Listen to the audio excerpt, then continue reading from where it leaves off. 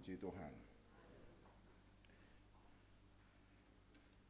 Setelah orang Israel selesai diberi pengajaran ya, tentang membangun kemah, lalu kemudian menyiapkan perabotan-perabotannya, dan juga menyiapkan korban-korban binatang, korban-korban sembelihan ya, dengan jenis-jenisnya.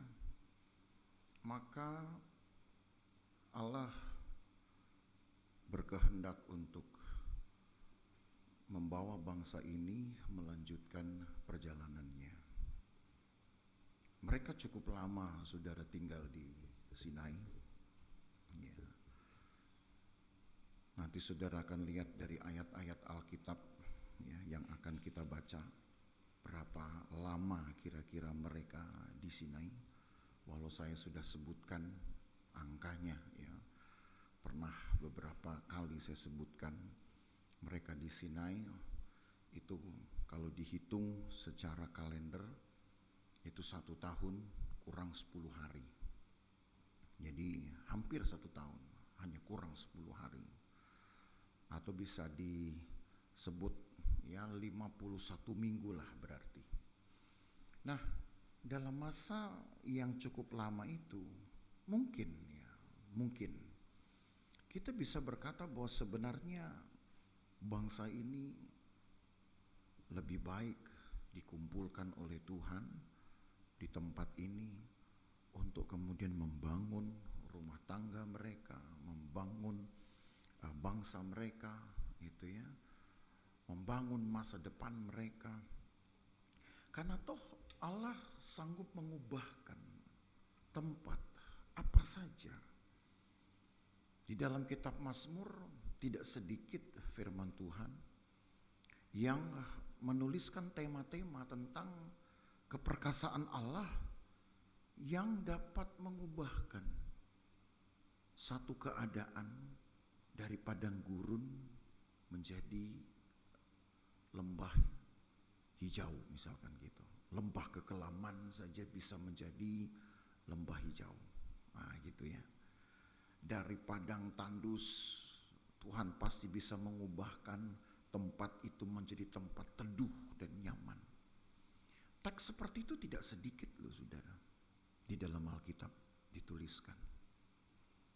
Jadi kalau kita berpikir secara ideal, tentu lebih baik bangsa ini ada di Sinai karena sudah 1 tahun, ya, sudah 1 tahun mereka ada di Sinai. Kalau saudara lihat di dalam kalender pengisahannya, ya, kalau kita lihat di Bilangan pasal 1, di situ ada kalendernya, saudara. Hanya kalendernya ini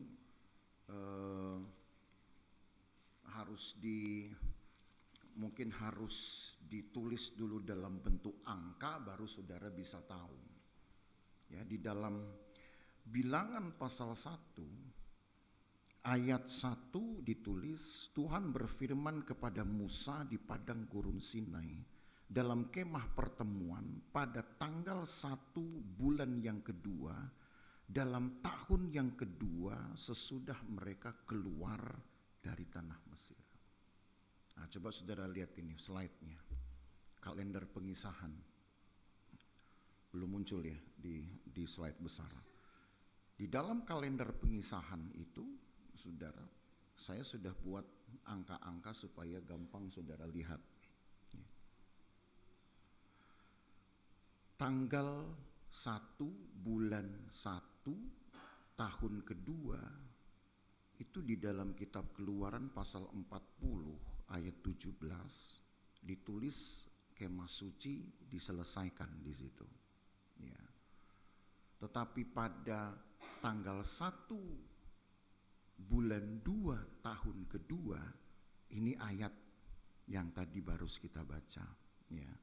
Karena ayat ini berkata, coba saudara perhatikan kalimat B-nya, pada tanggal 1 bulan yang kedua dalam tahun yang kedua sesudah mereka keluar dari tanah Mesir. Jadi saudara rubah angkanya, rubah tulisan ini jadi angka 01, 02, 02. Ya toh?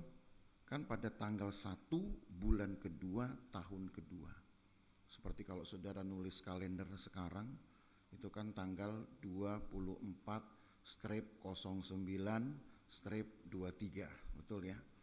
Nah sekarang saudara coba pindahkan dulu, karena slide-nya belum keluar. Pindahkan dulu di dalam pikiran saudara itu 01/02/02. Lalu kita ke Keluaran 40. Ini ayat jangan ditutup dulu. Keluaran pasal 40 ayat yang ke-17. Keluaran 40 ayat yang ke-17. Saudara akan dapat kalender lain nanti. Keluaran 40 ayat yang ke-17 tertulis begini. Keluaran 40 ayat 17. Dan terjadilah dalam bulan yang pertama tahun yang kedua pada tanggal 1 bulan itu, maka didirikanlah kemah suci. Nah sekarang saudara buat lagi, ganti tulisan itu dengan angka. Di sini angkanya 01/01/02. Maka saudara akan tahu bahwa dari Keluaran 40 ayat 17 sampai dengan bilangan 1 ayat 1 itu ada 30 hari saudara. Ya. Ada 30 hari. Nah sekarang kalau kita hitung mundur lagi di Keluaran 19 ayat 1. Sekarang saudara ke Keluaran 19 ayat 1, mundur lagi. Keluaran 19 ayat 1, di situ ditulis, ada kalendernya di situ. Pada bulan ketiga setelah orang Israel keluar dari tanah Mesir, mereka tiba di padang gurun Sinai pada hari itu juga. Nah karena kita nggak nemu tanggal, ya kita tulis sajalah XX 03 bulan ketiga 01. Kenapa? Karena ini kan tahun pertama. Masih tahun pertama. Baru nanti di Keluaran 40 tadi ditulis pada tahun kedua. Kemah suci sudah berdiri. Kalau saudara hitung itu dari 03 ke 01 ke 01 ya. Dari nomor 1 ke nomor 2 berapa lama di situ? Seandainya tanggal itu kita buat tanggal yang paling terakhir, misalkan tanggal 30. Orang Israel tuh gak punya tanggal 31 saudara ya. Orang Israel cuma punya tanggal itu 29, 30, 29, 30 terus urut ganti-gantian. Jadi kalau Januari 30 pasti Februari 29, Maret pasti 30, April pasti 29, pokoknya gitu terus ganti-gantian. Gak kayak kita kan, lebih banyak tanggal 30, lalu tanggal 31 ada 4 kali, nanti Februari bisa tanggal 28, nah gitu. Kalau orang Israel mah teratur dia 30, 29, 30, 29, 30. Jadi ada 6 bulan yang 30 hari, ada 6 bulan yang 29 hari. Kalau seandainya kita tulis saja itu, bulan ketiga itu tanggal terakhir 30 Maret istilahnya ya, 30/03. Maka sampai dengan kemah suci itu rampung, kita bisa menghitung paling tidak 9 bulan saudara. Ya, mereka butuh waktu untuk menyelesaikan kemah suci. Itu seandainya yang nomor 1 kita taruh angka tanggal yang paling terakhir. Kalau kita taruh tanggal yang paling awal 01 misalkan, berarti ada 10 bulan. Nah itu supaya saudara tahu kenapa saya selalu berkata beberapa kali antara 9 sampai 10 bulan lah orang Israel punya waktu untuk membangun kemah sucinya. Kan saudara sudah belajar di dalam kitab Keluaran, susah banget mereka harus membuat ukuran demi ukuran, Harus presisi sekali ya. Nggak boleh ada yang kelebihan ukuran. Persislah saya bayangkan kayak tukang jahit. Kalau salah ngukur, perut yang jadi kekencengan atau celana kelonggaran gitu ya. Jas kayaknya bahu gimana begitu, kayak ngiket banget. Karena memang ukurannya sudah dibuat begitu rupa. Dan tidak boleh salah, tidak boleh kebanyakan, tidak boleh kurang. Jadi saudara bisa mengerti mengapa kemah suci itu lama sekali. Paling cepat 9 bulan, paling lama 10 bulan. Dan ternyata jadinya di tanggal 1 bulan 1 tahun kedua. Lalu tadi kita baca di Bilangan, kembali ke pasal 1 kitab Bilangan. Pada tanggal 1 bulan yang kedua, jadi setelah 30 hari kemah suci itu berdiri, baru kemudian datanglah firman Tuhan, sebuah perintah baru. Tapi kalau saudara hitung, kira-kira 30 hari orang Israel ngapain? Antara kemah suci diselesaikan itu, sampai dengan munculnya perintah baru ini, kita belum baca perintah barunya apa. 30 hari itulah paling tidak saudaranya, orang Israel menyelenggarakan ibadah pertamanya di kemah suci. Orang Israel mulai belajar mempraktekkan tata ibadah. Orang Israel mulai belajar untuk mempersembahkan korban-korban dalam 30 hari itu. Jadi buat saya, tadi saya katakan, kalau bangsa ini seandainya dibiarkan Tuhan tinggal di Sinai, mungkin rohani mereka lebih bagus. Kenapa? Ya udah terbentuk, udah terbiasa saudara. Justru nanti kalau saudara baca di dalam kitab Bilangan, kita telusuri pasal ke pasal, ayat ke ayat, jadi berantakan lagi. Jadi berantakan lagi. Nah kadang-kadang kita berpikir aneh seperti itu. Kenapa ya Tuhan? Tuhan tidak biarkan saja orang Israel lebih lama lagi tinggal di Sinai. Memang Sinai itu hanya bebatuan aja. Tapi apa susahnya sih buat Tuhan mengubah padang gurun itu menjadi tempat yang penuh mata air? Saudara percaya gak itu Tuhan bisa lakukan? Bisa kan ya? Saya ingat beberapa belas tahun yang lalu, seorang hamba Tuhan pergi ke daerah Ternate, Kupang atau Ternate saya lupa. Daerah memang yang sangat susah air. Saya sudah pergi ke daerah itu sekali saudara. Ya, saya lupa beberapa tahun yang lalu. Saya pergi ke kota Kupang, keliling-keliling kota Kupang sampai nyebrang ke pulau apa sih namanya itu, saya lupa lagi lah. Pulau, ya pokoknya ada pulaunya lah, saya lupa namanya deh. Itu memang kering. Tapi waktu itu saya datang tidak dengan satu satu persiapan memang untuk membuat mujizat, saudara. Saya datang hanya untuk bawa seminar. Jadi lain cerita. Tapi ada hamba Tuhan datang karena memang panggilannya seperti itu. Dia datang, dia mendoakan kota itu, dan rupanya baru saya tahu beberapa hari sebelum hamba Tuhan ini datang, jemaat itu disuruh berdoa. Sebutlah kayak doa doa rantai gitu, doa semalaman. Tahu saudara apa yang didoakan? Tempat yang kering itu, yang dulunya memang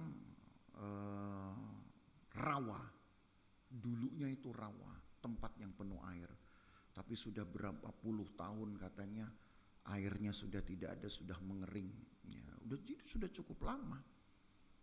Sudah saksi hidupnya yang dulu pernah tahu kalau ada air di sini, sudah punya cucu bahkan gitu. Jadi sudah cukup lama daerah itu memang kering. Hamba Tuhan ini datang berdoa. Dia klaim kemudian janji Tuhan, tapi jemaat sudah disuruh doa duluan. Ya, saya tahu baru belakangan. Orang mungkin heran, tapi memang betul terjadi, tiba-tiba air keluar lagi dari tanah itu. Jadi tempat yang dulu puluhan tahun lalu pernah menjadi semacam penampungan air atau rawa, tiba-tiba terulang kembali, saudara. Karena rupanya itu sumber air minum mereka. Wah, kalau begitu Allah yang pernah bekerja di zaman perjanjian lama adalah Allah yang sama. Kenapa?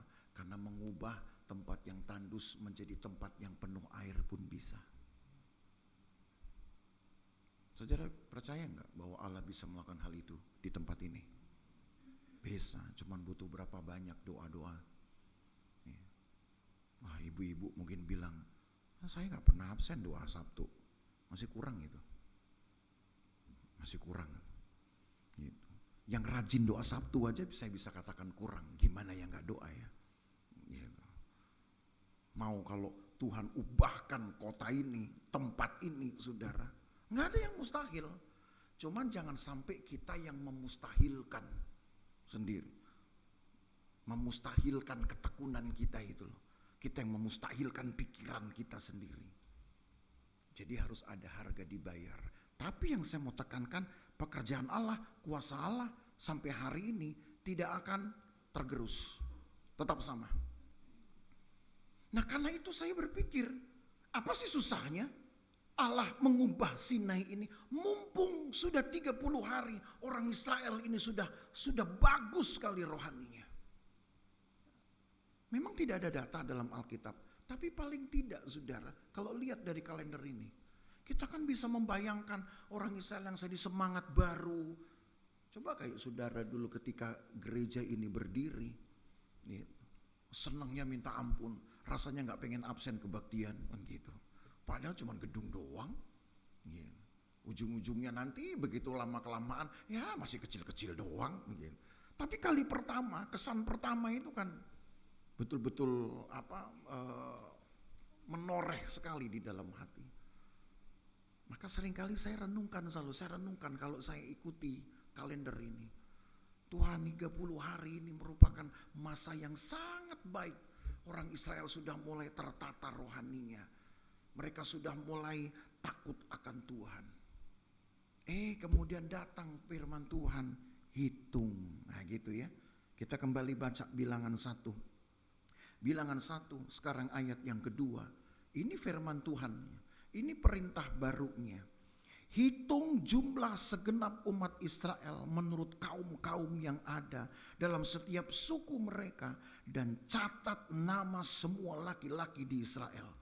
Yang berumur 20 tahun ke atas. Dan yang sanggup berperang orang demi orang. Engkau ini beserta Harun harus mencatat mereka menurut pasukannya masing-masing. Dari tiap-tiap suku harus ada satu orang yang mendampingi kamu, yakni orang yang menjadi kepala dari suku yang diwakilinya. Nah, ini terkesan aneh sekarang. Kenapa Tuhan suruh Musa dan Harun dibantu dengan 12 pemimpin suku menghitung? Memang perlunya buat apa? Kok selama berapa ini? 10 bulan ditambah dengan 30 hari, jadi 11 bulan toh. Ya, kalau kita hitung yang paling lama saja kan, dari orang Israel tiba di Sinai sampai kemah suci berdiri kan tadi 10 bulan. Kita ambil yang paling lama, 10 bulan. Ditambah 1 bulan orang Israel beribadah kepada Tuhan, berarti 11 bulan. 11 bulan gak ada hitung-hitungan, saudara. Malah justru yang dihitung adalah hewan, yang dihitung korban. Saudara ingat gak? Kan ada hitungannya itu. Untuk korban sajian, berapa eva tepung dibutuhkan untuk 1 adonan? 1/5 eva tepung dihitung. Untuk setiap kali korban binatang, perlu per berapa barisan dihitung. Itu ada, saudara. Jadi rupanya selama 11 bulan orang Israel belajar untuk menghitung perilaku agama mereka. Saya sudah buat berapa kali? Saya sudah buat kepada Tuhan itu berapa banyak? Nah, nggak salah sih. Tapi bukan untuk hitung-hitungan ya. Bukan untuk kita hitung-hitungkan lagi ke Tuhan. Tuhan, setelah saya hitung-hitung, saya udah banyak loh kasih sama Tuhan. Emang perlunya apa saudara? Kita ngelaporin begitu. Emang Tuhan nagih? Terus yang kedua, emang Tuhan mau balikin kepada saudara? Ya. Kita menghitung itu gak apa-apa. Menghitung yang kita buat, dengan begitu kita menyadari bahwa masih ada jumlah yang mungkin lebih besar, yang kadang-kadang kita sayang. Setelah kita hitung-hitung, berapa ya saya beri kepada Tuhan? Berapa korban saya beri kepada Tuhan? Termasuk mungkin berapa pengabdian waktu saudara sebagai korban saudara beri kepada Tuhan. Ternyata setelah saudara hitung, aduh kok masih banyak ya yang saya simpan buat saya sendiri. Kepada Tuhan masih kurang. Itu gunanya. Tapi sekarang Tuhan tidak menyuruh Musa dan Harun untuk menghitung korban. Yang dihitung siapa? Orang. Nah, di dalam pasal 1 ini ada 4 tema besar saudara. Kalau saudara bagi pasal 1, karena kita kan tidak mungkin baca semua. Tapi kalau saudara baca sampai dengan ayat yang ke 54, itu ada 4 tema besar. Tema yang pertama apa? Dihitung, penghitungan. Tema kedua apa? Tuhan ingin orang Musa dengan Harun itu didampingi. Tema yang ketiga apa? Tema yang ketiga, nanti akan dicatat silsilahnya. Tema yang keempat apa? Tema yang keempat, nanti Tuhan akan kasih tahu tugas mereka itu apa. Ada 4 ini. Tapi yang pertama yang dimulai kok hitung. Untuk apa sih hitung? Mungkin saudara bertanya-tanya, hitung itu untuk apa? Dengan menghitung sebenarnya kita belajar untuk membuat identifikasi, pengenalan. Saudara ingatkah ketika Tuhan berfirman kepada Abraham? Abraham, coba kamu lihat keluar. Lalu lihat ke atas, ke bintang-bintang. Kalau engkau bisa menghitung banyaknya bintang itu, maka segitulah banyaknya nanti keturunanmu, kata Tuhan. Kira-kira Abraham ngitung enggak? 1, 2, 3, 4, 5, 6, 7. Wah, lupa lagi barisannya. Ulang lagi. 1, 2, 3. Terus kita bilang, ini udah 10, ini 20. Coba kalau bisa. Sekali-sekali coba saudara praktekin. Ya. Itu makanya di film itu enggak ada syutingnya Abraham lagi ngitung bintang. Ya. Kayak orang bego saudara ngitung bintang gitu. 1, 2, 3, 4, lupa lagi kan barisannya. Enggak akan bisa dihitung. Tapi paling tidak ketika saudara mau menghitung, saudara bisa membedakan mana yang bintang ukurannya besar, mana yang bintang ukurannya kecil. Menghitung itu membuat kita jadi lebih bijak. Bijaknya di mana? Karena kita tahu sebenarnya kapan pada waktu kita mulai kuat hati. Kapan waktu-waktu yang kita punya ketika kita itu gampang sekali goyang. Aduh, setelah saya hitung 30 hari masa hidup saya baru goyang itu kalau lewat tanggal 21, Pak. Kenapa? Ya semua habis, tabungan udah mulai habis gitu ya. Semua habis, minyak goreng udah mulai makin surut tuh tanggal 21, Pak, susah hidup gitu. Enggak apa-apa. Emang begitulah namanya kita menghitung, saudara. Tapi dengan menghitung itu kan kita tahu ketika kita ada dalam keadaan yang lemah kita mesti bikin apa. Ketika kita ada dalam keadaan yang kuat, yang kita rasa kuat, apa yang kita buat. Seorang nabi besar, Musa, ya, Musa kan tokoh yang ada di sini juga. Pernah berkata kepada Tuhan, gitu, ajar kami Tuhan untuk menghitung hari-hari sedemikian. Hari-hari kami sedemikian supaya kami beroleh hati yang bijaksana. Jadi menghitung itu tindakan yang bijak. Ada satu ayat saudara yang saya menghitung, di Mazmur pasal 56. Coba lihat Mazmur 56. Allah itu juga menghitung. Tapi yang dihitung itu enggak seperti yang saudara sangka. Mazmur 56. Mazmur 56. Mazmur 56. Kita baca ayat yang ke 8 atau ayat 9 ya. 9. Tuhan aja menghitung. Saudara lihat, apa sih yang Tuhan hitung? Sengsaraku engkaulah yang menghitung-hitung. Air mataku kau taruh ke dalam kirbatmu. Bukankah semuanya telah kau daftarkan? Saudara mungkin pikir ikut Tuhan itu semua peristiwa hidup yang saudara alami Tuhan itu acuh. Tuhan hitung. Walaupun mungkin bahasa puisi ini mengungkapkan hal yang tidak sama seperti kita pikirkan, saudara ya. Seolah sengsaranya Tuhan hitung. Ini si A, kalau setiap Senin dia sengsara. Setiap Selasa mungkin dia agak sedikit lega. Rebo sengsara lagi. Jangan dipikir kita ngitungnya kayak gitu nih, sengsaranya tahu kenapa ya, biasalah kebutuhan meningkat apa segala macam. Nanti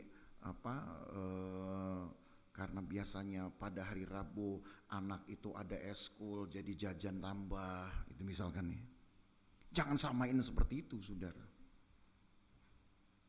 Jangan juga kemudian, air mata ditampung dalam kirbat. Lalu saudara pikir mungkin setiap tetes air mata sudah Tuhan simpan.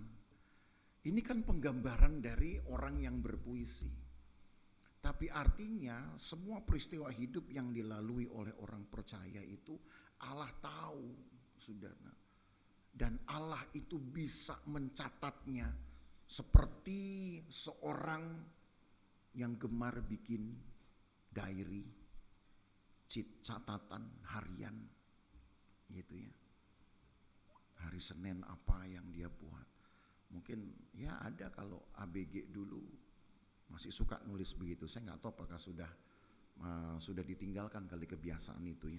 Karena sekarang kan udah zaman ini kan, udah zaman ChatGPT, udah zaman canggih lah pokoknya. Nggak tahu lagi masih zaman nggak nulis begitu. Tapi dengan ketika Allah daftarkan, Allah kenali, Allah kenal, saudara.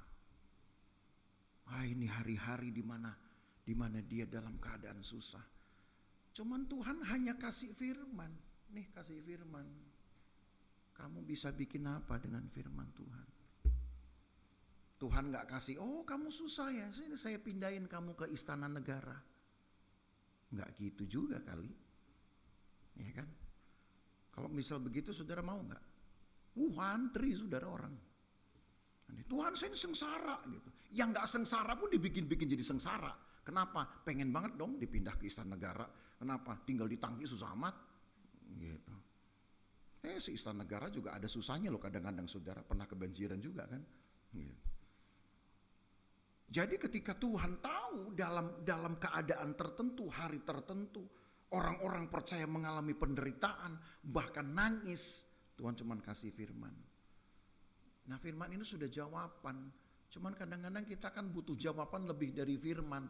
Apa itu? Yang langsung tepat guna dong. Yang langsung bisa saya pakai dong. Yang langsung bisa saya manfaatin dong.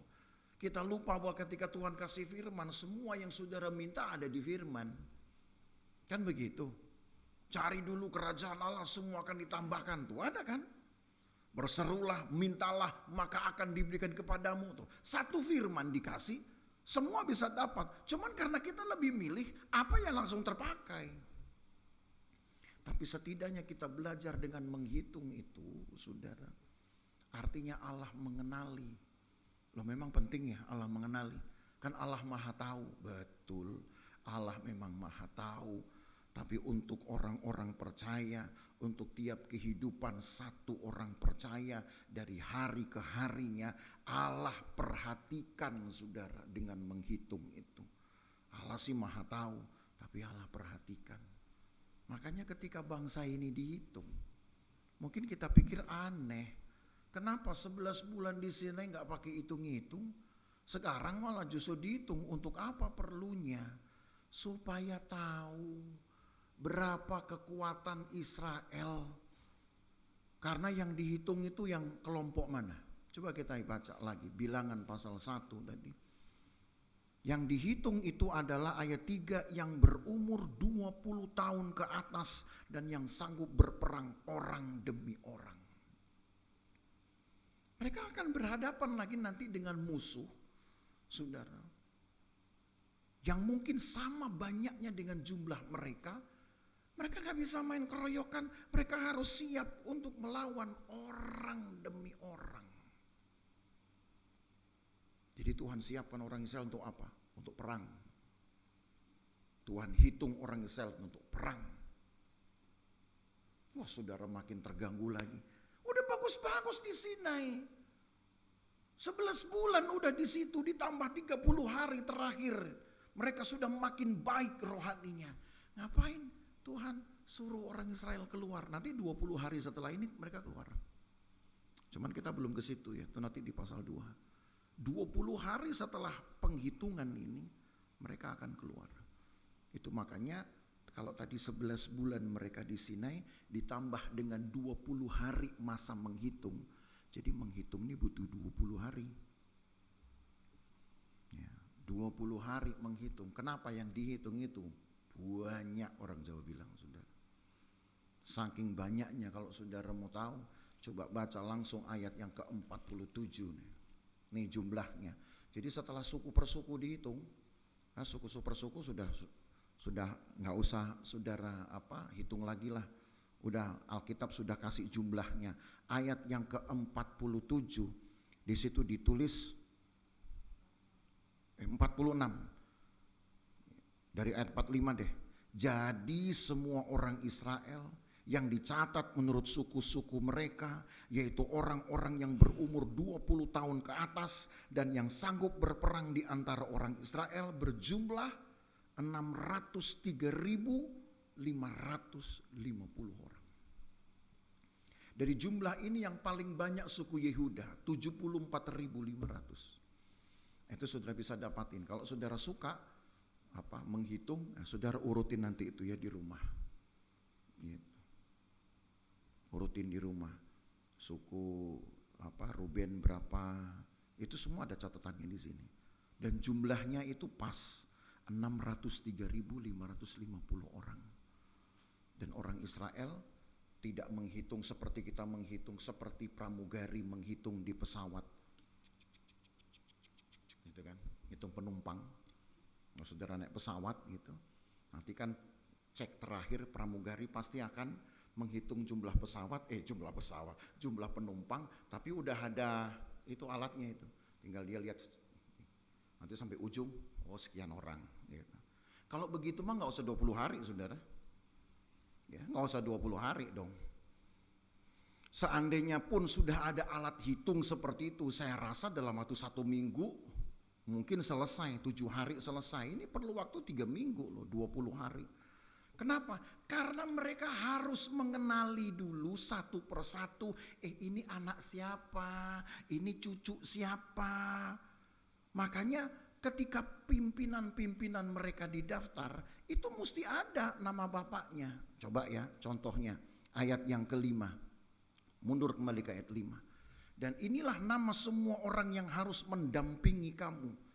Ini baru pemimpin sukunya saja, ada 12 orang. Dari suku Ruben, Elizur bin Shediur. Dari suku Simeon, Selumiel bin Zuris Yadai. Semua ada bin-binnya saudara. Bin itu artinya anak dari, kayak seperti saya, Haniel van der Kroh misalkan gitu. Itu kalau mau lengkap harusnya Haniel bin van der Kroh. Berarti Haniel anaknya ya van der Kroh. Kan gitu. Cuman kan kalian Haniel van der Kroh udah kepanjangan sudah pakai bin lagi. Ya. Udah nggak muat itu akte kelahiran saya. Udah. Belum lagi tambah panjang nama Haniel, Yehosua segala macam. Ya. Tapi memang bin itu wajib ditaruh karena Allah ingin, bukan hanya Allah yang mengenali, masing-masing kenal. Oh kamu nih anaknya ini tuh. Oh kamu ini cucunya ini. Orang Israel ini 400 tahun hidup di dalam perbudakan Mesir. Itu lupa saudara. Ini anak siapa, ini anak siapa, lupa udah. Kenapa? Karena melek bangun tidur udah langsung kerja. Sampai materi terbenam mereka udah capek langsung tidur. Besok melek untuk kerja. Udah gak sempet lagi. Mau nyapa aja gak sempet. Makanya jemaat kan paling enak, paling baik kalau bisa tahu. Ini anak siapa? Ini anak siapa? Oh ini Haniel bin van der Kroh. Nah gitu, jelas gitu saudara. Kalau nggak jelas perlu kita tanya. Tujuannya apa? Supaya kenal. Terus kalau kenal apa? Kita tahu orang ini bisa nyapa. Orang ini bisa kita bantu apa. Atau sebaliknya ada nggak yang bisa dia bantu untuk saya. Memang harus begitu. Supaya ketika nanti satu saat ketika mereka keluar dan betul firman Tuhan berkata mereka harus berhadapan orang per orang ketika mereka berhadapan dengan musuh, paling tidak lingkungannya, orang yang kenal dengannya, orang yang dekat dengannya sudah beri support duluan. Hati-hati ya, kamu banyak musuh loh, kamu banyak orang yang musuhin. Tapi tenang aja, saya akan bantu dalam doa. Sehingga kalaupun engkau yang bertempur, tapi ada saya yang bantu dalam doa. Enak saudara. Itu makanya menghitung itu perlu. Orang Israel mungkin pikir untuk apa sih Tuhan ngitung-ngitung ini. Gak penting banget. Karena mereka belum tahu apa yang akan terjadi nanti. Kalau penderitaan saudara saja Tuhan hitung. Maka jangan hitung-hitungan sama Tuhan. Yang saudara hitung itu adalah kekuatan saudara, kelemahan saudara. Itu hitung. Tapi berkat saudara, korban saudara, jangan hitung-hitungan. Supaya ketika saudara hitung kekuatanmu, saya itu lemah dalam hal ini. Oh ternyata saya tahu yang namanya si Amoy misalkan gitu. Itu ternyata kuat dalam hal ini. Jadi kalau saya seandainya sedang lemah, saya tahu saya harus datang kepada si Amoy. Kenapa? Karena dia orangnya kuat, jadi bisa kasih kekuatan sama saya. Kan begitu cakep. Walaupun bukan berarti kita harus bergantung pada orang itu. Tidak saudara. Tapi itu tandanya di dalam persekutuan. Ketika seseorang saling mengenal orang lain, maka akan terbukalah kesempatan untuk bisa saling meneguhkan, saling mensupport, saling menguatkan. Setuju gak sih? Saudara diem aja dari tadi, kedinginan ya. Jadi anak Tuhan harus begitu. Supaya nanti ketika engkau berperang melawan orang-orang durhaka, melawan orang-orang yang sedang berpikir kedagingan, melawan orang-orang yang akan menghancurkan imanmu, memang engkau akan berhadapan dengan mereka sendiri. Tapi saudara tahu bahwa saya sudah dikelilingi oleh support system. Yang tidak lain adalah teman jemaat sendiri. Saya masih punya pelayan. Saya masih punya gembala. Oh enak loh saudara. Ditambah lagi kita masih punya Tuhan yang mencatat penderitaan kita. Oh kesian ini orang, perlu ditolong. Jadi rupanya kegiatan menghitung pada akhirnya perlu ya.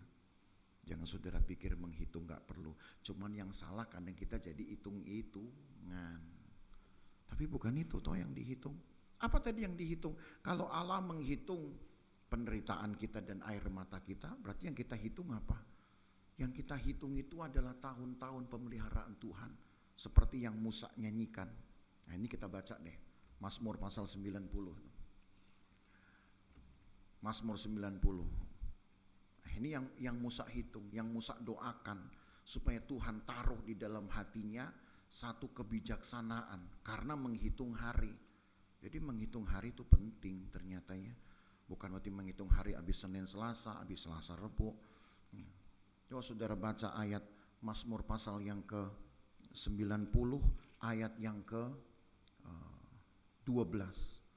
Ajar kami menghitung hari-hari kami sedemikian hingga kami beroleh hati yang bijaksana. Aduh Tuhan, hari Minggu saya udah kenyang lah sama ibadah. Hari Senin gak ada ibadah. Apa yang saudara buat? Oh hari Selasa, puji Tuhan ada pelwap misalkan gitu. Rebu, ya Rebu kosong lagi. Nah saudara mesti tahu apa yang saudara buat. Hari Kamis, ya Kamis kadang doa kadang tidak, kan begitu. Ya, nanti doa mungkin sebulan sekali, gitu. Atau kalau muncul bulannya, gitu. Dari sebulan sekali, nanti sekali-sekali kalau ada bulannya, gitu. Jadi makin lama lagi kita tunggu udah. Oh puji Tuhan, Jumat. Nah yang dewasa muda itu, dewasa muda, yang keluarga muda. Oh puji Tuhan, Jumat ada ibadah lagi. Tapi yang pelwap yang ya ampun gak ada, masih nunggu hari Sabtu. Kan dengan menghitung saudara tahu apa yang saudara mesti buat. Ketika saudara rasa ternyata saudara butuh Tuhan tapi tidak ada ibadah misalkan gitu. Makanya orang Israel dilatih beribadah 30 hari. Memang cuman hari Minggu doang? Enggak. Selama 30 hari itu mereka belajar untuk menyelenggarakan ibadah tiap hari saudara. Selama 30 hari. Kenapa? Karena mereka ternyata bergairah, baru tahu Tuhan mereka seperti apa, rasanya persekutuan seperti apa. Sekarang Tuhan siapkan mereka untuk jalan, untuk harus nanti melawan orang demi orang, kan begitu ya. Kembali lagi ke Bilangan 1. Ini supaya saudara tahu bahwa perjalanan pengiringan kita kepada Tuhan itu jangan dianggap mudah loh. Karena dengan jelas ayat yang ayat yang ke-46 tadi.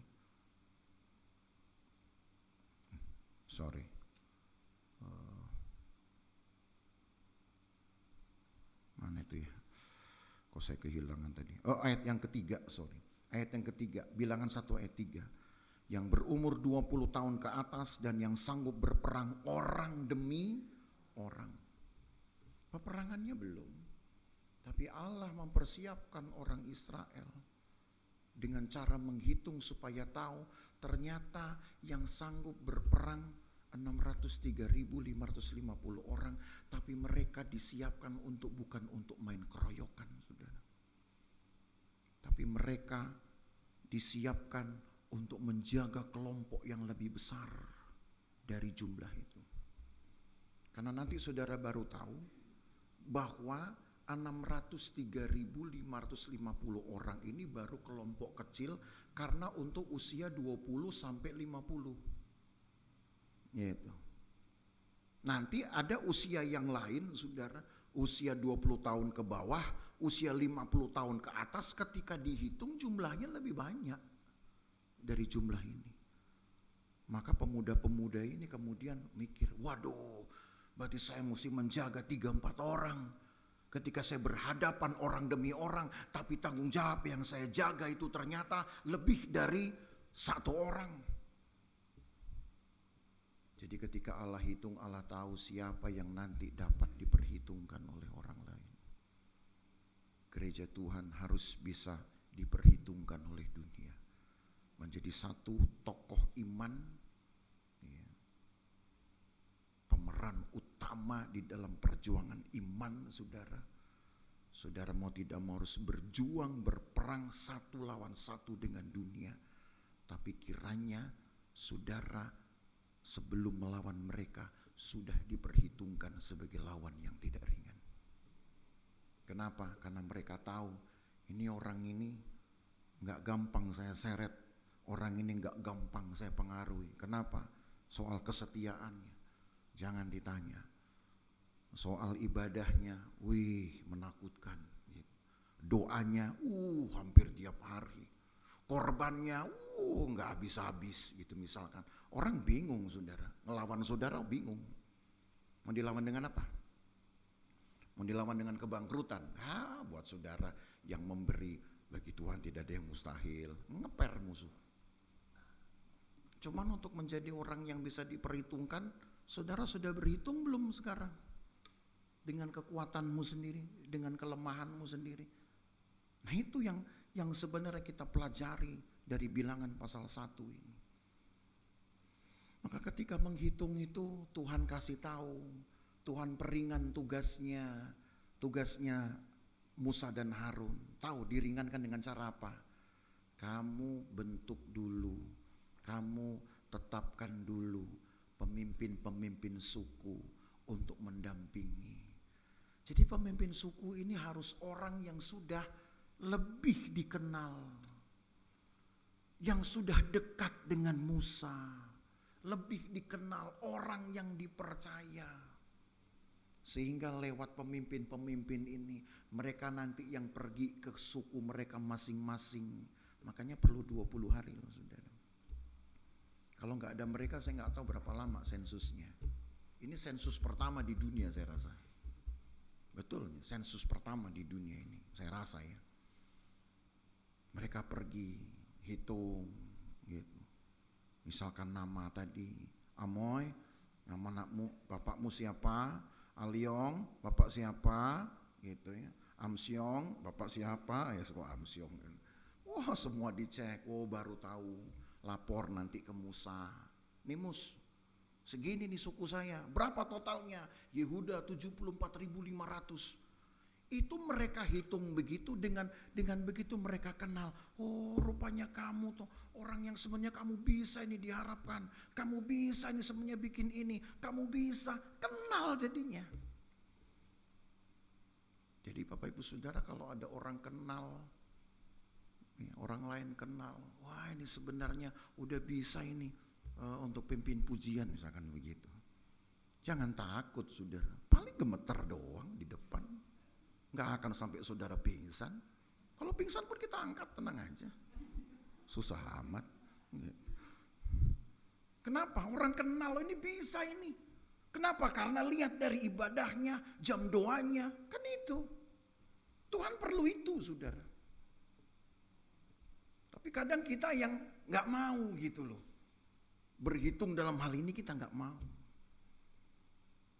Tujuannya adalah ketika saudara nanti akan berperang melawan orang-orang yang ingin menjatuhkan saudara, ingin menyeret saudara dari imanmu, maka saudara tahu bahwa saya sebenarnya kuat kok, saya sebenarnya bisa kok lawan. Apalagi saya punya teman sesama orang Kristen, saya punya teman, saya punya gembala, saya punya Tuhan. Saudara kan tahu sebenarnya saudara bisa melawannya. Jadi orang Kristen sedang dipersiapkan, orang Israel sedang dipersiapkan oleh Tuhan.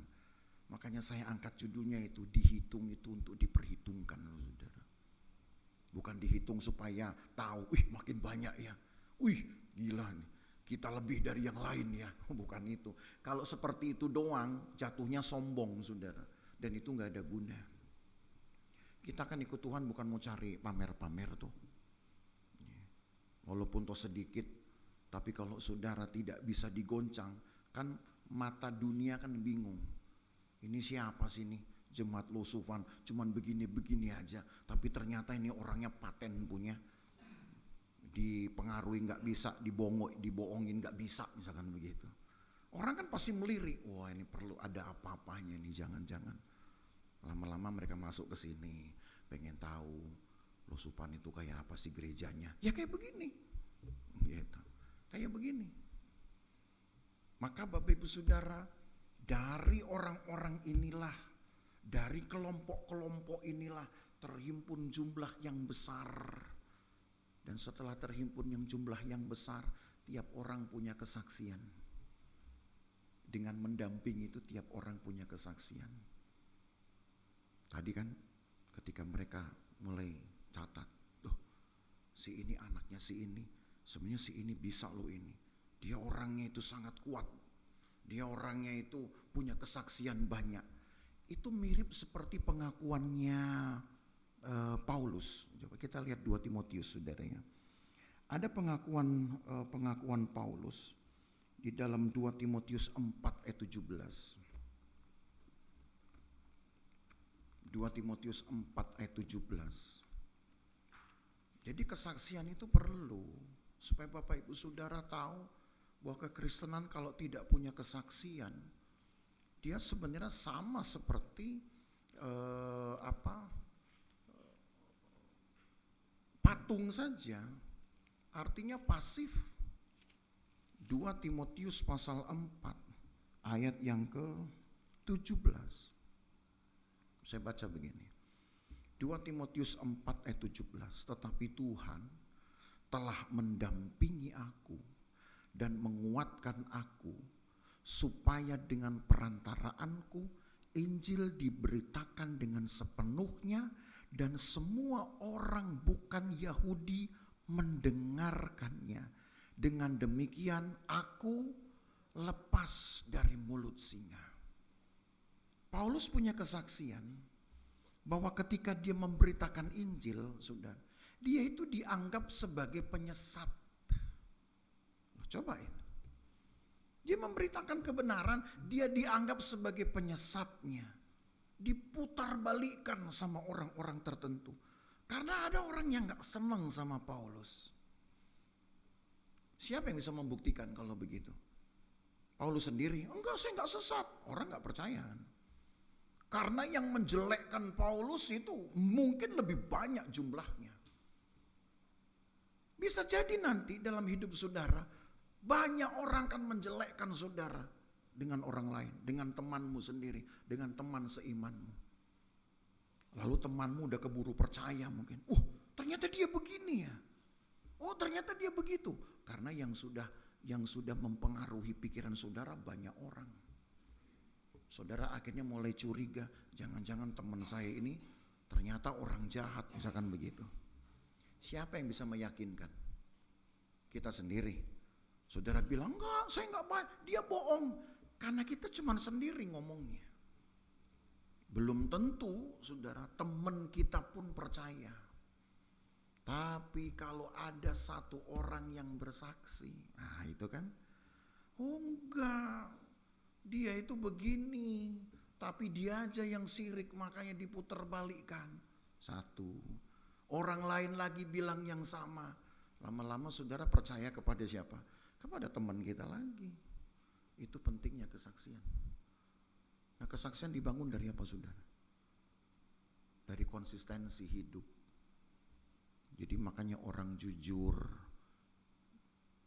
itu perlu diajar lalu diwariskan. Jadi penjahat gak usah diajar. Kenapa? Memang manusia kurang ajar sih. Ya. Mau jadi orang yang diberkati diajar. Mau jadi orang yang takut Tuhan diajar. Makanya belajar itu lalu praktekkan, maka saudara pasti akan punya mutu hidup namanya. Oh ini baru orang lihat, oh iya dia gak mungkin begini. Saya tahu kok dia siapa. Ibadahnya bagus kok gitu. Kalau ngomong gak pernah bohong. Nah karena memang kita melakukan firman Tuhan, orang lain saksikan. Ketika ada yang coba menjelekkan kita, kesaksian orang ini yang bikin penyesat-penyesat itu jadi malu. Maka itu sebabnya ketika dihitung, kita akan jadi tahu, oh ini orang-orang yang sebenarnya punya kesaksian hidup yang kuat. Kita akan jadi belajar atau kita akan jadi belajar. Ketika saya belajar pun, saya selalu berhitung siapa guru atau pengajar yang bisa diajak diskusi, siapa yang cepat tersinggung. Itu saya daftarin di buku saya sendiri. Jadi ada guru pinter, tapi kalau ditanya saudara nggak bisa. Kenapa? Langsung tersinggung. Nah sudah, saya masukin dia daftar terbawah. Kenapa? Ngapain saya datengin orang ini. Yang ada malah dimarah-marahin gitu kan. Jadi saya cari, nanti nomor 1 baru akan ketemu. Oh ini si A ini, yang paling suka, bahkan suka sekali kalau diskusi. Nah ini yang saya cari. Supaya apa? Saya belajar. Kan saudara punya itu. Tapi jangan nanti ada nama-nama yang mungkin saudara anggap itu nggak membantu saudara, saudara biarin. Justru nanti ketika saudara belajar dari orang lain yang lebih, saudara ajarin dong yang ini. Yang di bawah itu, yang catatan terbawah, ini orangnya cepat tersinggung, ini orangnya baperan. Nah saudara ajarin dong. Jangan baperan ya, gitu. Ikut Tuhan jangan baper, gitu. Ikut Tuhan jangan mager, ikut Tuhan jangan sok lapar. Ikut Tuhan tuh banyak R-nya, gitu. Ikut Tuhan harus berani. Karena itulah nanti kesaksian itu akan membuat orang memperhitungkan kita. Jangan macam-macam sama orang ini. Jangan macam-macam sama jemaat Lusufan. Oh gitu. Saudara diperhitungkan. Tapi yang penting jangan sampai sombong ya. Karena kesombongan itu awal kejatuhan saudara. Ketika saudara diperhitungkan orang, saudara tahu berarti kekuatan saudara harus dipertahankan. Itu saja. Supaya kesaksian hidup saudara tetap saudara punya. Roh takut akan Tuhan yang saudara punya tetap saudara pertahankan. Ketika saudara sudah sudah diperhitungkan orang, jangan sombong. Karena nanti ada kejatuhannya itu. Hanya kita belum ke pasal itu. Pasal ini baru menghitung supaya kita kenal kekuatan dan kelemahan kita. Nanti setelah dihitung baru ada tugas. Nah tugasnya itu baru dicatat kalau kembali ke Bilangan pasal 1. Tugasnya itu memang baru satu suku dulu yang dikasih. Kalau saudara baca mulai dari ayat yang ke-47, Bilangan 1. Kita masih di Bilangan 1 ya. Dari ayat yang ke-47 ditulis begini. Tapi mereka yang menurut suku bapak leluhurnya termasuk orang Lewi tidak turut dicatat bersama-sama dengan mereka itu. Sebab Tuhan telah berfirman kepada Musa, hanya suku Lewi jangan kau catat dan jangan kau hitung jumlahnya bersama-sama dengan orang Israel. Nah saya stop dulu di sini. Karena sebenarnya sebelum masuk ayat 50 ada bagian lain yang terpotong. Nanti kita akan sambung itu dengan pasal berikutnya. Tuhan bilang kepada Musa, orang Lewi jangan dicatat bersamaan dengan suku lain. Bukan berarti nggak dicatat ya. Nanti orang Lewi akan dicatat tersendiri per anak-anak mereka. Lebih detail lagi catatannya. Karena Lewi nanti akan dicatat per garis keturunan dari anak mereka. Gersom berapa, Merari berapa, Kehat berapa, nanti dari Harun berapa, mereka dicatat lebih detail. Makanya di dalam ayat ini ditulis yang Lewi gak usah kau catat dulu sama-sama dengan suku yang lain. Kalau suku yang lain kan cuma 20 tahun ke atas. Kalau yang Lewi nanti catatannya beda, saudara. Kenapa beda? Karena ayat 50, nah setelah ada peristiwa pencatatan itu baru masuk ayat 50. Ayat 50 berkata, tugaskan mereka untuk mengawasi kemah suci, tempat hukum Allah dengan segala perabot dan perlengkapannya. Mereka harus mengangkat kemah suci dengan segala perabotan. Mereka harus mengurus dan harus berkemah di sekelilingnya. Apabila berangkat, kemah suci harus dibongkar oleh orang Lewi. Dan apabila berkemah, kemah suci harus dipasang oleh mereka. Sedang orang awam yang mendekat harus dihukum mati. Tuh, berat loh orang Lewi saudara. Orang Israel haruslah berkemah masing-masing di tempat perkemahannya. Dan masing-masing dekat panci-pancinya menurut pasukan mereka. Tetapi orang Lewi harus berkemah di sekeliling kemah suci. Nanti saya kasih gambarnya. Enggak di minggu ini. Ya. Kemahnya orang Lewi itu mengelilingi kemah suci. Mereka lah boleh dikatakan ring satunya kemah suci. Jadi kalau tadi dikatakan dihitung ini supaya tahu kekuatan berapa yang bisa melawan musuh bahkan orang per orang, maka Lewi justru yang berada di depan. Kenapa? Karena kemah suci itu bisa jadi mereka barisan paling belakang, saudara ya. Kalau kemah suci itu ditaruh, maka orang Lewi ada di barisan paling terakhir. Sebab barisan depan otomatis suku-suku lain. Tapi kalau mereka sedang berjalan, maka bisa saja mereka menjadi yang terdepan. Jadi artinya tugas orang Lewi bukan hanya siap melawan orang demi orang, tapi juga harus menjaga kemuliaan Tuhan yang ada pada kemah suci. Karena itu cara mereka dicatat berbeda. Tapi saya belum mau bicara di sini, saudara. Saya belum mau bicara minggu ini untuk orang Lewi. Tapi yang jelas pasal 1 sudah mengajari kita bahwa Allah menghitung orang-orang pilihan supaya mereka nanti diperhitungkan oleh dunia. Jadi suka gak dihitung sama Tuhan, saudara? Rambut kita aja bisa dihitung sama Tuhan. Betul ya? Kan ada ayatnya. Rambut aja bisa dihitung. Rambut putih bisa dihitung. Sampai ada yang komplain, gambar saya gak boleh gak ada rambut putih, saudara. Kenapa? Ya mungkin karena tahu dia itu sudah dihitung Tuhan. Jadi ya sudahlah. Ya. Saya mau ngecat juga gak boleh. Tadi mau saya cat, ada yang bilang, bro cat dong gitu. Enggak gitu. Kenapa? Karena rambut putih itu kan tanda digendong Tuhan. Ntar dicat Tuhan lepasin. Ya sayang lah gitu. Mendingan saya biarkan saja. Bapak Ibu Saudara, senang ya dihitung Tuhan? Kalau kita senang dihitung Tuhan, air mata saudara didaftar, dihitung, korban-korban saudara didaftar, dihitung, penderitaan saudara didaftar, dihitung, maka yang saudara hitung untuk Tuhan apa? Jangan berapa banyak dong. Tuhan, saya ingin hitung hari-hari saya ini, saya sudah kasih berapa banyak sama Tuhan. Saya ikut Tuhan ini usia saya sekian tahun, udah berapa persen saya sudah beri untuk Tuhan. Boleh ya saudara hitung itu?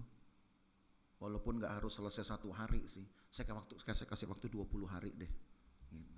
Kan Musa menghitung 20 hari. Ntar PR-nya dikumpul saudaranya 3 minggu dari sekarang. Enggak juga lah. Saya gak minta itu saudara. Saya gak minta saudara harus tulis di kertas kayak kerjain PR gitu ya. Oh sekarang saya misalkan umur 60 tahun. Ternyata baru 20 tahun saya beri hidup untuk Tuhan, misalkan begitu. Saya gak perlukan itu. Ya. Tapi saudaralah yang itu bawa kepada Tuhan. Tuhan, ternyata hidup saya baru sekian saya beri untuk Tuhan. Ampuni saya. Saya ingin hidup saya lebih berbuah lebat. Sekarang saya ingin lebih berhitung dengan Tuhan. Bukan hitung-hitungan korban, bukan hitung-hitungan berkat, bukan hitung-hitungan rezeki, tapi hitung pengabdian saudara kepada Tuhan, supaya Tuhan akan perhitungkan saudara itu di hadapan dunia ini. Supaya dunia takut berhadapan dengan saudara. Yang penting jangan sombong. Haleluya.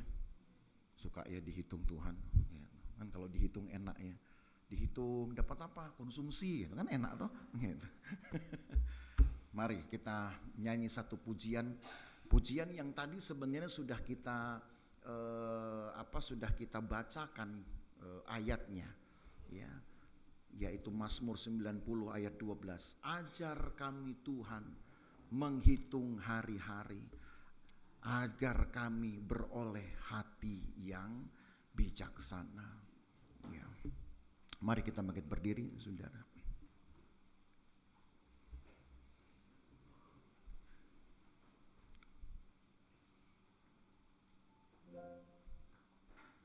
Haleluya.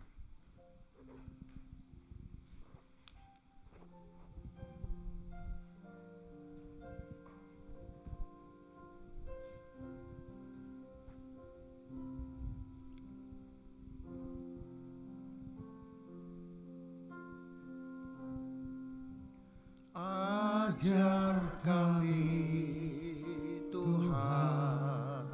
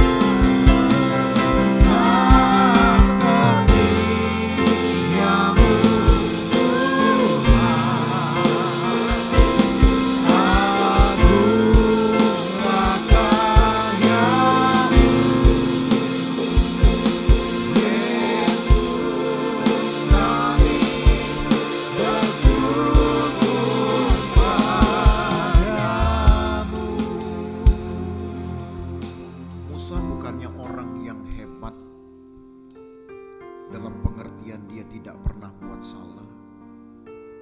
Musa memang orang hebat, tapi dia pernah buat salah. Dan kesalahannya itu tidak bisa dianggap kecil. Kesalahannya itu fatal, saudara. Dan Tuhan menghukumnya sehingga Musa tidak boleh masuk tanah Kanaan. Itu hukuman Musa karena kesalahan yang dia buat. Mungkin saudara bertanya, memang kesalahan Musa apa? Hanya satu kesalahan Musa yang membuat dia tidak bisa masuk ke tanah Kanaan, yaitu dia tidak mendengar suara Tuhan. Musa bukan penjahat, bukan orang yang berbuat hal-hal yang kotor atau yang najis, bukan. Tapi karena satu kesalahan yang ternyata fatal, yaitu tidak dengar suara Tuhan, Musa tidak boleh masuk ke tanah Kanaan. Itu sebabnya di Gunung Nebo, sambil melihat umat Tuhan ini memasuki tanah perjanjian, dia berdoa, dia tuliskan kata-kata ini menjadi pengalaman hidupnya. Mungkin pahit dia rasa, tapi akhirnya jadi pembelajaran bagi orang Israel. Menghitung hari-hari kami sedemikian rupa, supaya ketika kita pernah buat salah dengan Tuhan, paling tidak kita tidak mengulanginya lagi. Ketika kita mungkin pernah melakukan hal yang salah, dengan iman dan dengan cerdas kita tidak mengulanginya lagi. Maka dengan cara itu Allah tahu bahwa kita siap untuk diperhitungkan oleh dunia. Menjadi anak Tuhan memang tidak mudah, saudara. Mungkin hal yang pahit saudara alami bisa. Tapi kalau saudara jujur dengan menghitung Tuhan, saya masih punya kelemahan, doakan supaya Tuhan akan bereskan kelemahanmu, Tuhan sembuhkan. Belum tentu orang lain bisa sembuhkan kelemahan saudara, hanya Roh Tuhan yang bisa menyembuhkannya. Berdoa, tapi setidaknya engkau tahu bahwa dirimu memang masih punya kelemahan. Engkau sadar diri karena engkau berhitung dengan dirimu sendiri. Jadi jangan hitung-hitung berkat Tuhan, tapi hitung-hitunglah kekuatan kelemahan saudara mengiring Tuhan. Supaya dari hari ke hari saudara lebih layak, dan saudara pun diperhitungkan oleh dunia. Karena Tuhan percayakan kuasa dalam hidup saudara. Lewat lagu ini nyanyilah dengan satu doa permohonan. Tuhan, ini hidup saya. Engkau tahu ya Tuhan, memang masih banyak seringkali kelemahan-kelemahan saya. Tapi saya tahu saya juga adalah orang yang punya kesaksian tentang Tuhan. Saya ingin kesaksian-kesaksian ini lebih banyak dari kelemahan saya. Dan itulah cara saudara berhitung. Atas kehendak Tuhan tentu Tuhan akan ubahkan hidup kita semua saudara. Dunia akan takut melawan kita pada akhirnya nanti. Jadi berdoalah. Nyanyikan lagu ini sekali lagi dari awal. Sembari menjadi doa kita, ajar kami Tuhan menghitung hari-hari kami. Ajar kami Tuhan menghitung hari-hari, agar kami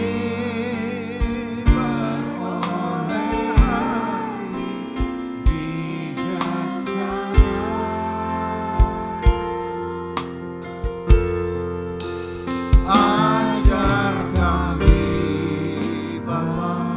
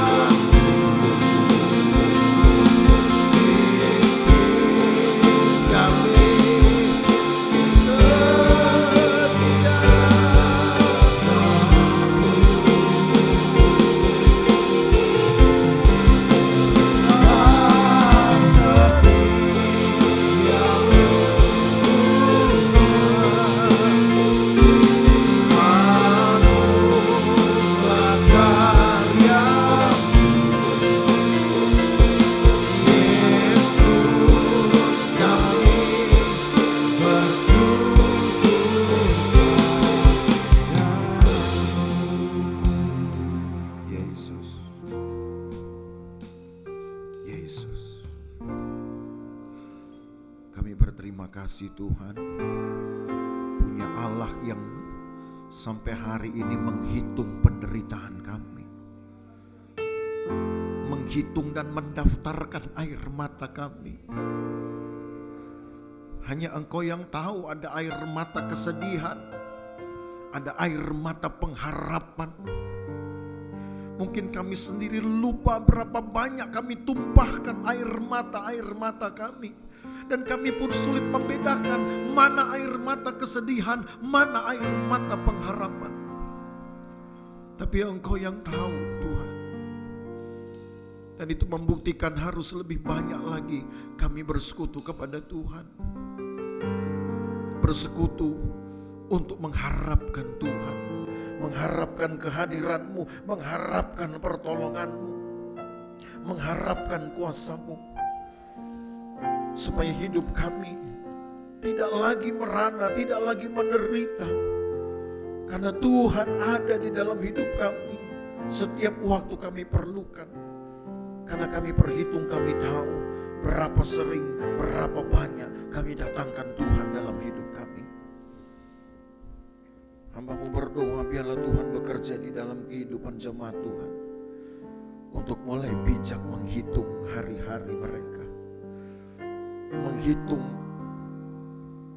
pengiringan mereka kepada Tuhan, tahun-tahun yang mereka sudah habiskan. Menghitung berkat-berkat dan kelayakan kami di hadapan Tuhan.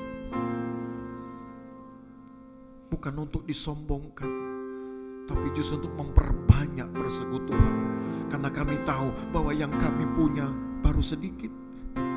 Sementara yang Tuhan beri untuk hidup kami banyak, dan mungkin bahkan terlalu banyak. Kami belum bisa memberi sebanding dengan Tuhan.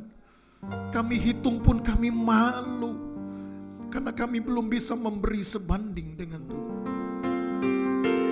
Maka dengan menghitung kami tahu berapa banyak persekutuan yang harus kami bangun dengan Tuhan. Berapa banyak pengharapan kami bangun dengan Tuhan. Berapa banyak pelayanan dan korban-korban kami berikan kepada Tuhan. Berapa banyak lagi kami mengiring Engkau dengan takut akan Engkau. Tuhan tolong umat-Mu, supaya ketika kami berhitung, maka pelan-pelan Tuhan buat kami diperhitungkan oleh dunia. Lagi sekali bukan untuk disombongkan, tapi supaya kami dekat dengan Tuhan.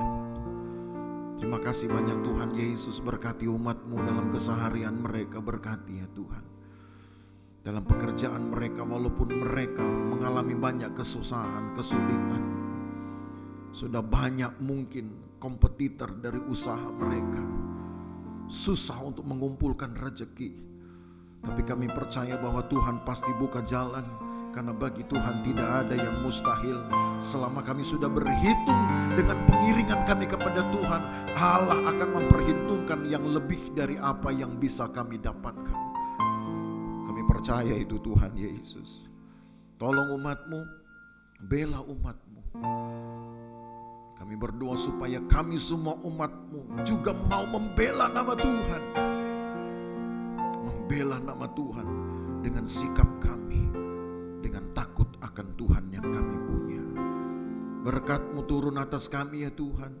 Jemaat-jemaat Tuhan, rumah tangga mereka, seisi rumah mereka Tuhan berkati, cukupkan kebutuhannya. Supaya mereka tahu bahwa hidup dari Tuhan. Kami usahakan hidup, kami bekerja, tapi Allah memberi rezeki. Allah yang akan mencukupkan. Jaga pelihara umat-Mu, jauhkan dari bahaya, celaka dan perbuatan jahat orang lain. Keluar masuk rumah kami ada dalam penjagaan Tuhan. Hindari dari segala bahaya, celaka, perbuatan jahat orang lain Tuhan. Keluar rumah, masuk rumah, di sekitar rumah Tuhan tetap pagari. Orang lain akan melihat bahwa hanya orang-orang yang beribadah kepada Tuhan akan ada perbedaan ini. Seperti yang firman Tuhan pun katakan. Terima kasih Tuhan Yesus.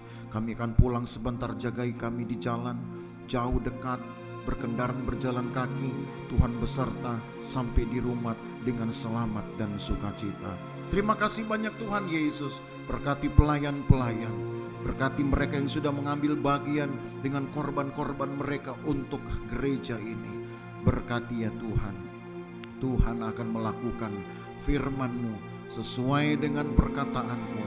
Kami pun melakukan bagian kami sesuai dengan firman Tuhan. Maka Bapak Ibu Saudara sekalian, pulang dengan buah berkat dari Allah Bapa, kasih sayang dalam persekutuan dengan anaknya Yesus Kristus, penyertaan Roh Kudus memelihara kita dari hari ini sampai selama-lamanya. Dan berkat ini kita terima di dalam nama Tuhan Yesus Kristus.